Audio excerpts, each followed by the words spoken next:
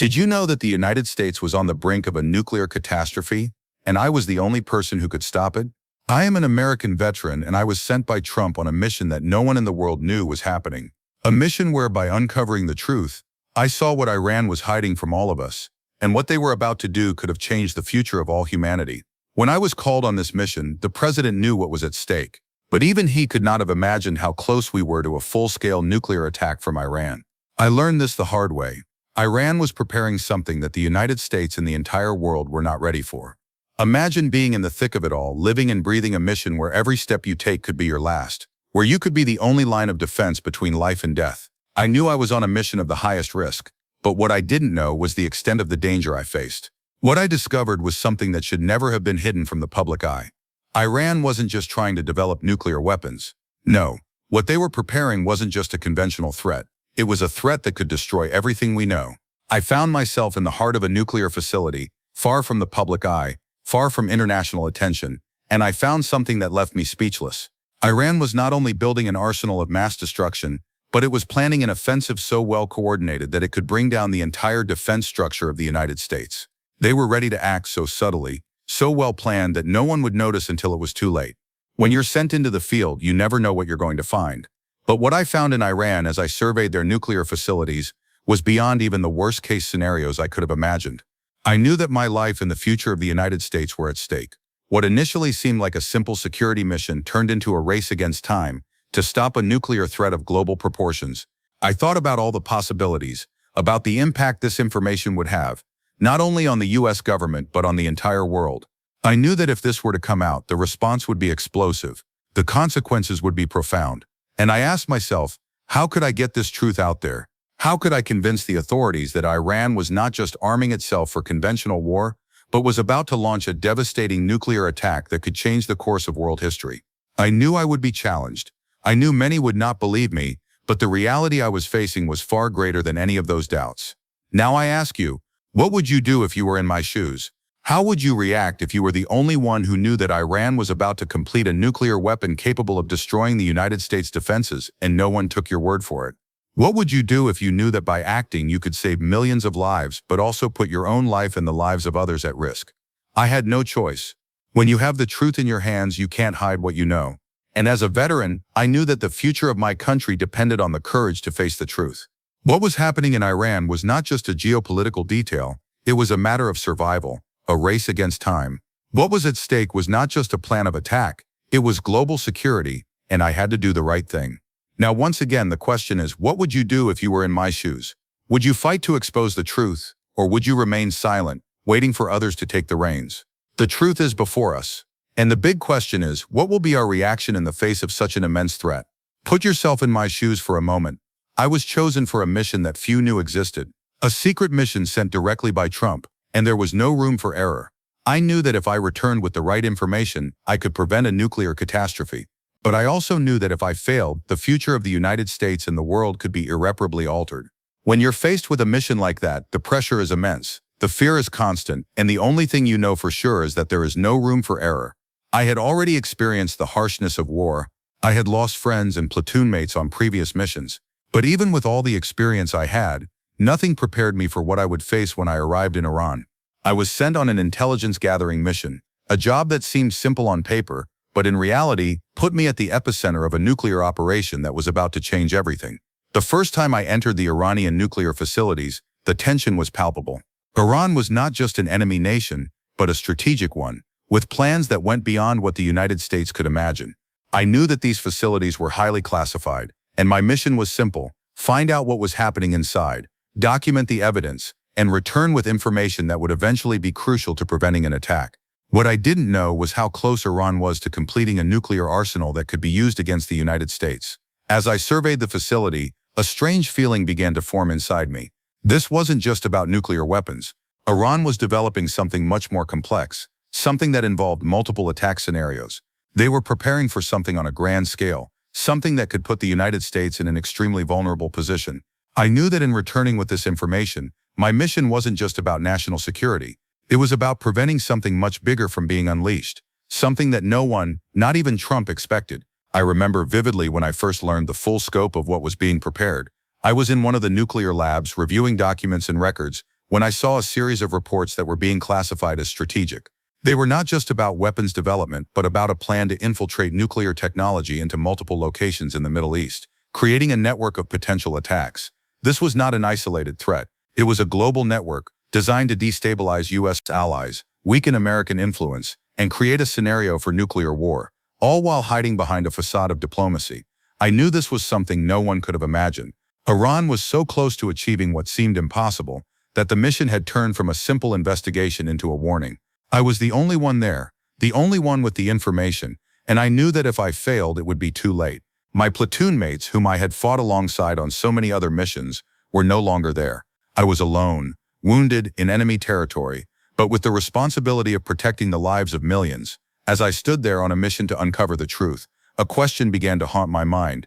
How could a nation like the United States, with so much power and so many defenses, be caught off guard by a nuclear attack from a nation seemingly so far from its borders? How would the world have reacted if Iran had unknowingly launched its attack and destroyed our defenses? The truth I was carrying was heavier than any weapon I had ever seen. I knew that if I went back and told the truth, I would face skepticism. I knew that as the only survivor, I would be questioned, even disbelieved. But what I saw in Iran was not a lie. It was not a fabrication. It was the stark reality of a country on the verge of gaining the ability to attack any nation, without warning and without remorse. The question that lingered in my mind throughout the mission was, what would I do now, knowing that the only way to save the future was to expose this truth, with all that it entailed? I had to act fast. I was out of time. Iran was about to complete a game-changing nuclear development cycle. Their plan was clear, and my mission to save America and the world was just beginning. Now imagine yourself in my shoes. You are the only one who knows what is happening. You have a mission and a gigantic responsibility, but you also know that you are putting everything at risk. What would you do? Would you risk your life and the future of an entire nation, knowing that the truth is the only way to avoid a nuclear catastrophe? Or would you try to keep quiet, believing that someone else will make the decisions? I knew what I had to do. But what about you? What would you do?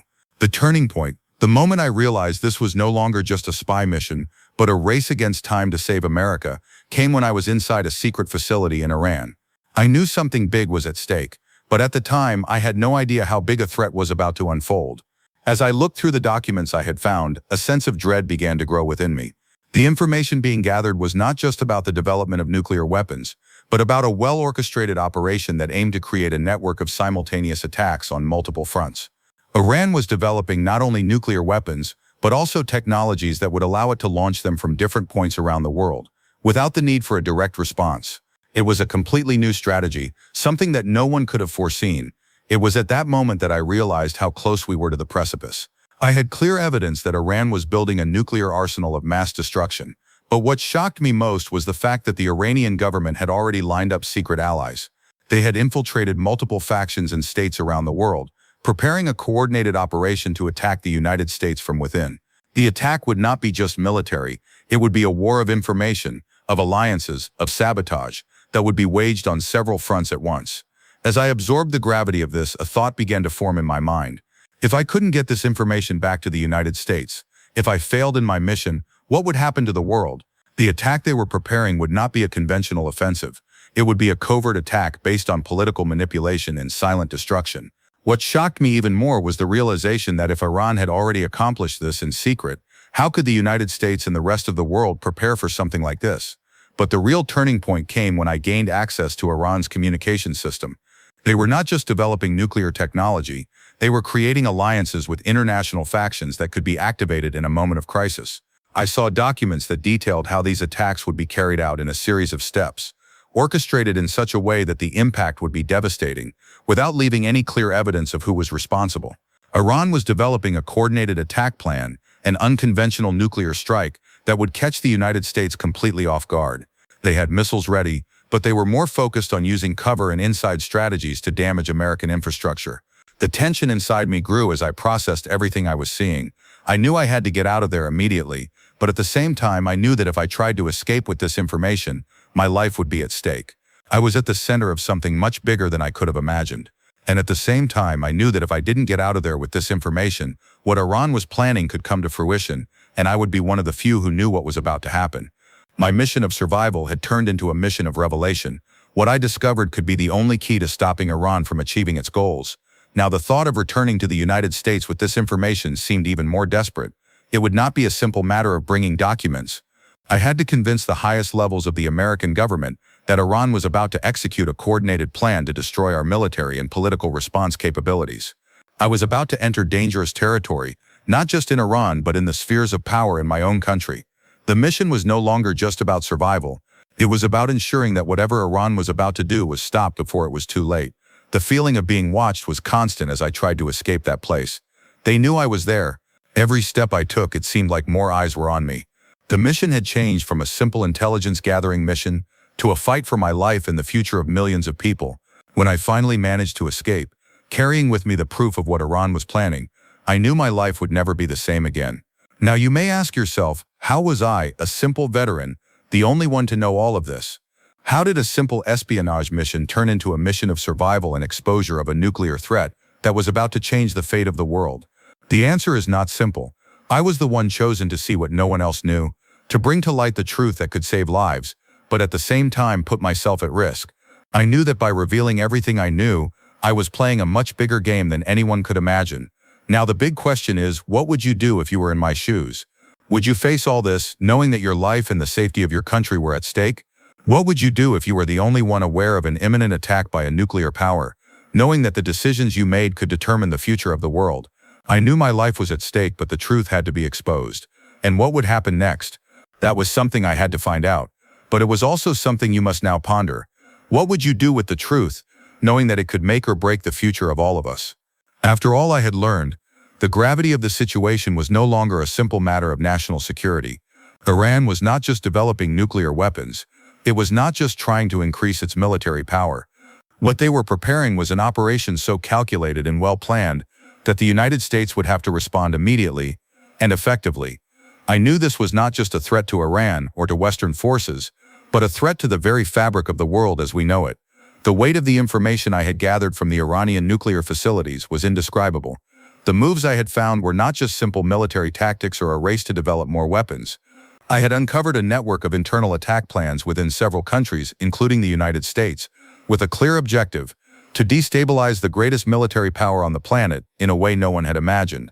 Iran was ready to launch a nuclear attack at a moment of strategic vulnerability, and this attack would not be like any other. It was something disguised, orchestrated, and would take the world by surprise. When I finally revealed all I had learned to Trump, the tension in the room was palpable. He listened intently without interrupting, processing every word I said.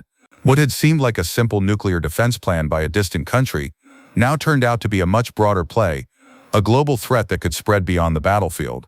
I knew the consequences of my disclosure were not just about national security. Iran was playing a global political game that challenged the balance of power between nations. I knew that the U.S. government would need much more than just the words of a single veteran to take the necessary action. They would need more evidence, more concrete proof, and time was running out. They were about to reach the point of no return, and the words I was saying were no longer enough. I knew that war could be on the horizon, and that military action to neutralize Iran's nuclear facilities might be the only solution. But at the same time, I was fully aware that such action would have global consequences. "Do you think the only answer is military action?" Trump asked me, staring straight into my eyes, clearly immersed in the possibilities unfolding before us. I knew what he was thinking. He knew the world could be on the brink of war, and he held the key to deciding what to do next. The answer to that question was not simple.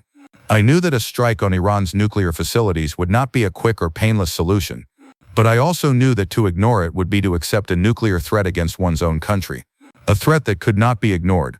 "Mr. President," I said, "if nothing is done, Iran will not only have access to a nuclear arsenal, but will also be able to launch attacks with the help of allies that have already infiltrated various parts of the world.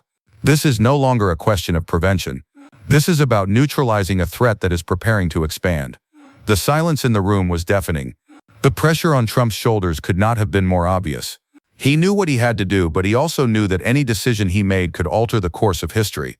And that was when the real question arose. What is more important, to act quickly and neutralize the threat before it grows, or to wait for more evidence, knowing that time may not be ours? What I had revealed to the president was not just about Iran, but about the system of manipulation and control they were engineering. We were dealing with a network of disinformation, a growing cyber threat, and the ability to infiltrate other countries to undermine trust in international alliances.